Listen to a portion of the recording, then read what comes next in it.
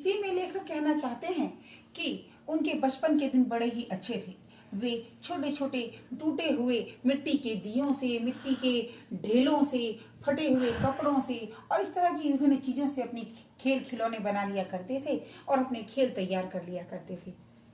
बच्चों, मैं आपको एक घटना और बताऊंगी कि लेखक कहते हैं कि जब वो हंसते हंसते अपनी माँ के साथ चौकी पर खाना खाने पहुंच जाते तो उनकी माँ उन्हें बड़े एक कटोरे में भात सान कर देती, सान कर अर्थात मिला कर देती और उनके पिता उन्हें अपने हाथ से खिलाते और पेट भर जाने पर उनकी माँ कहती कि इस आपने बहुत छोटे छोटे टुकड़े उसे खिलाए हैं, उसका तो पेट ही नहीं भरा है और खिलाइए।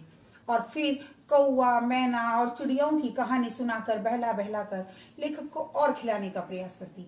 इस तरह के बहुत से प्रसंग इस कहानी में आए हैं जिनके माध्यम से हम ये समझते हैं कि माता और पिता का वात्सल्य कितना अच्छा होता है, जो हमारे दिल तक हमें प्रेरित करता है, हमें प्रफुल्लित भी कर देता है।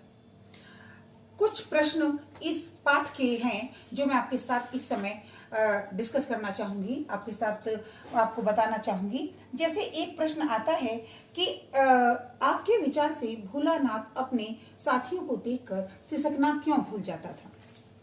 इस प्रश्न के लिए मैं आपको बताना चाहूंगी कि जिस समय उनकी माँ जबरदस्ती उनके सिर पर बहुत ज्यादा तेल लगाकर मालिश करती या उनके चेहरे पर कुछ लगाने की कोशिश करती, जबरदस्ती काजल डालती, इस तरह की जब भी वो उनके साथ प्रक्रियाएं करती तो जो लेखक थे वो रोना शुरू कर देते थे। और जब उनके मित्र उनके साथ खेलने आते और वो खेलने के लिए बाहर निकल जाते तो खेलते खेलते अपने मित्रों को देखकर वो सिसकना भूल जाते थे। अर्थात मित्रों के साथ खेलना, मिलना जुलना, यह सब उनके सभी दुखों को, सभी परेशानियों को दूर कर देता था। अर्थात कहने का तात्पर्य यह है कि यहाँ लेखक ने मित्रों के होने को भी विशेष रूप दिया है। जैसे माता पिता का वात्सल्य था, उसी प्रकार मित्रों के प्रेम के महत्व को भी समझाया है। इसके अतिरिक्त अगर मैं आपसे कहूं कि आप अपने माता पिता के प्रति अपने प्रेम को कैसे व्यक्त करेंगी, क्योंकि माता पिता बहुत प्रकार से और हमेशा अनेकों तरीकों से अपना प्रेम आपके लिए व्यक्त करते हैं। जैसे कई बार वो आपके लिए चिंता करते हैं, आपके बीमार होने पर आपकी देखभाल करते हैं, समय से पूर्व आपके लिए आवश्यक वस्तुओं को उपलब्ध कराते हैं, आपकी हर जरूरत को पूरा करते हैं, आपकी शारीरिक मानसिक दोनों तरीकों से आपकी सहायता करते हैं और हमेशा आपकी सहायता के लिए आपके साथ खड़े होते हैं। कोई भी परेशानी होने पर आपको दुलारते हैं, पुचकारते हैं। इस तरह से उनका प्रेम प्रदर्शित होता है। तो यह एक विचार विमर्श का विषय है कि अगर आपको अपना प्रेम प्रदर्शित करना हो तो आप कैसे करेंगे। ये को प्रश्न आप अपने आप से पूछेंगे और कैसे करते हैं इसके बारे में सोचेंगे और फिर मुझे बताएंगे। अपने विचार से मैं आपको बताऊं कि अगर आप अपने माता पिता को उनके प्रति अपने कर्तव्य से पूर्ण होकर दिखाएं तो आपका प्रेम प्रदर्शन होता है। ऐसे ही बिना किसी कारण से माता या पिता की गोद में लेट जाना, उनके सारा दिन काम करने के पश्चात उनसे एक गिलास पानी पूछ लेना, आकर अचानक ही उनके गले लग जाना या किसी भी काम के लिए उन्हें कहकर कि आप बैठिए, हम कर देते हैं, आप सुबह से काम कर रहे हैं, आज हमारी बारी है। ये थोड़ी सी चिंता जब आप व्यक्त करते हैं तो आपके माता पिता के मन में आपके प्रति प्रेम की जो भावना उत्पन्न होती है वही आपकी अभिव्यक्ति होती है। जब आप इस प्रकार से अपनी चिंता, अपनी सहायता उनके लिए अर्पित करते हैं, उनके सामने उस चीज को ऑफर करते हैं तो आपका प्रेम अभिव्यक्त होता है।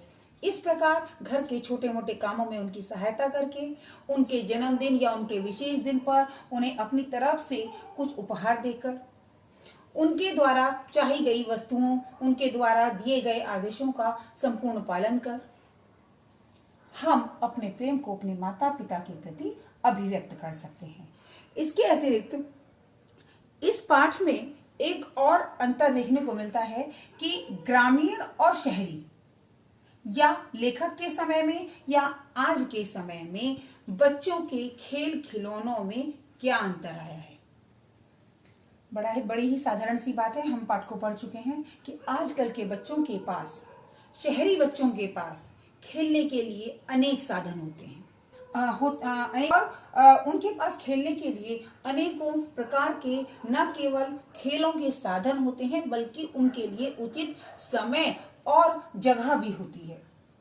जैसे आपने देखा होगा, क्रिकेट खेलने के लिए क्रिकेट स्टेडियम है, फुटबॉल के लिए फुटबॉल स्टेडियम है, या जगह जगह पर पार्क बने हुए हैं जहां जाकर बच्चे खेल सकते हैं।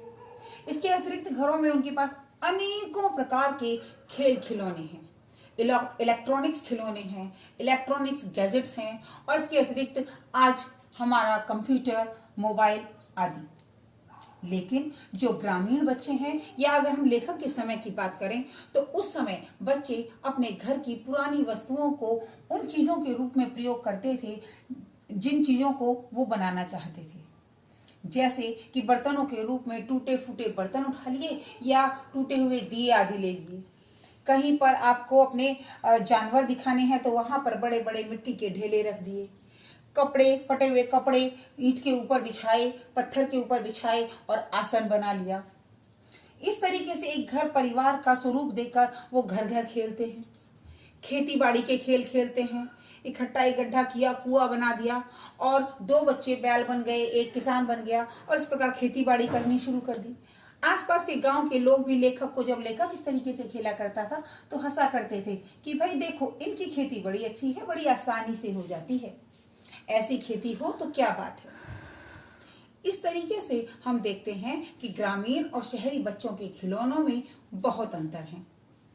इसके अतिरिक्त मैं एक और प्रश्न आपसे इस समय बताना चाहूंगी कि पाठ में आए ऐसे प्रसंगों का वर्णन जो हमारे दिल को छू गए हों। इसके विषय में हमने अभी बात की कि जैसे माता, ऐसे अनेकों प्रसंग आते हैं जैसे माता को खाना खिलाना, या पिता को कंधे पर लेकर पिता का बच्चे को अपने कंधे पर लेकर घूमना, उनके साथ बच्चों में बच्चा बनकर खेलना, और बच्चे का दौड़कर माँ के आंचल में छिप जाना, या छोटी सी बात पर पिता के गले लग जाना। इस तरह के बहुत से प्रश्न हैं। लेकिन इन प्रश्नों को ये प्रश्न जो है कल मैं आपको बिल्कुल बिंदुवार समझाऊंगी और लिखने का तरीका भी बताऊंगी।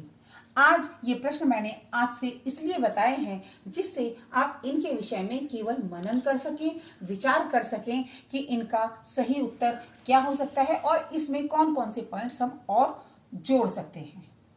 इसी विश्वास के साथ कि आप इस पाठ को पढ़कर इसके बिंदुओं पर पुनर्विचार करेंगे।